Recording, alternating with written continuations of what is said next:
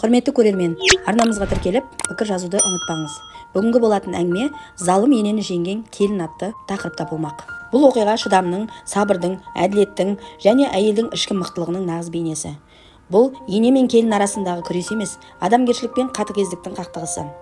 Аяжан жас келін, ұяң, тәрбиелі, жымиып қана сөйлейтін, өзіне тиесілі орнын білетін, қазақи тәрбие көрген қыз еді.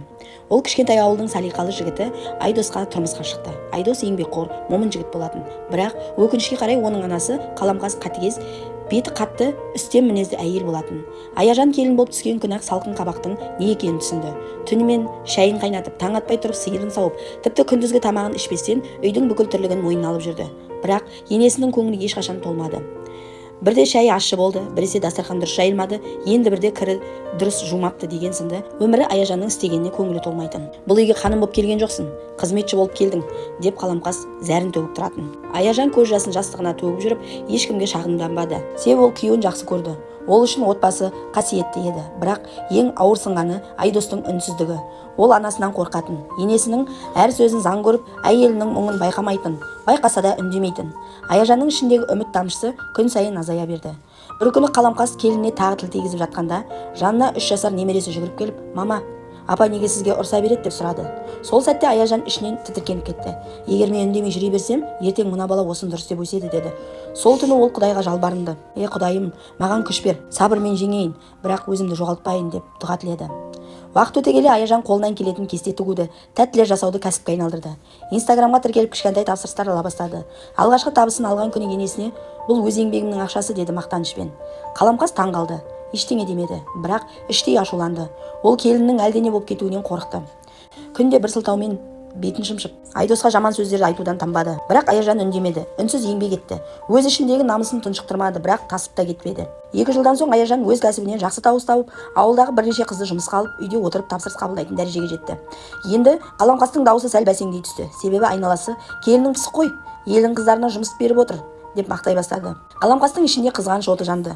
Ол енді сын айтуға емес, келіннің табысын жамандауға көшті. Бірақ ел алдында абыройы кеткенін өзі де сезетін.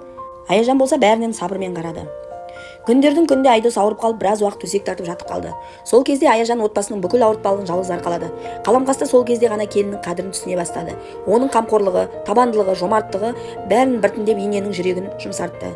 Бір күні кешке Қаламқас алғаш рет келініне қарап, «Сен менің үмітіммен емес, түйсігімнен оздың. Менің түсінбегенімді уақыт түсіндірді» деді. Аяжан үндемеді, бірақ көзінен аққан жас іштегі бар мұңның, сабырдың, жеңістің белгісі еді. Өз енесіне ұрсысып қарсы шыққан жоқ. Ол сабырмен, еңбекпен, ақылмен, парасатпен жеңді. Айдос төсек тартып жатқанда өмірдің нағыз сынағы басталды. Бірақ бұл кезең Аяжан үшін жаңа белес еді. Ол тек жақсы келін емес, нағыз тірек, қамқор ана, отбасын алып жүрген нағыз бәйтерекке айналды. Ауруханаға күнде барып жүріп, өз кәсібінде тоқтатпады. Бір қолымен балаларының сабағын қарады, бір қолымен тапсырыстарды орындап, үйдегі жұмыстарды да тоқтатпады. Қаламқас бұл кезде келін сырттай бақылап отырды. Бұрынғы келін емес еді. Бұл нағыз дана әйел, үйдің иесі. Айдос бірнеше айдан кейін орнынан тұрып сауығып шықты. Ең бірінші бұл көз жасын тия алмай Аяжанның қолынан қысты. «Мен кеш түсіндім. Сенің кім екеніңді енді ұқтым» деді. Аяжан езу тартып, «Ештеңе етпейді. Мен де сынақтың не үшін берілетінін енді түсіндім» деді сабырмен. Сол күннен бастап Қаламқас келініне «сен» деп сөйлеуді қойды. «Қызым» деп атап, ақырындап сырласына айналды. Бұрын ел ішінде келінді аттап жүрсе, енді мақтап отыратын болды. «Сабырлы келіннің сыйы берекелі болады екен» деп айтатын болды көршілерге. Бір күн ауылдас бір жас келін Қаламқастың үйіне жылап келді. Өз енесімен арасы нашар екен.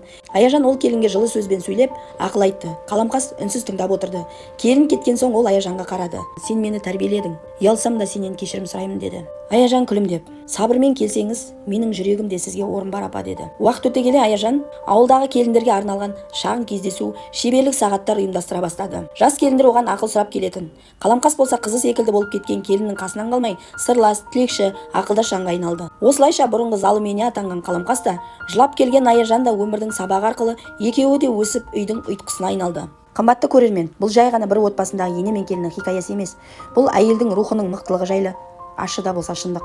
Бүгінгі күні залым ене деген түсінік көп, бірақ сол зұлымдықты сабырмен жеңетін келіндер де аз. Бүгінгі әңгімеміз ұнаса, арнамызға тіркеліп, пікір қалдыруды ұмытпаңыз.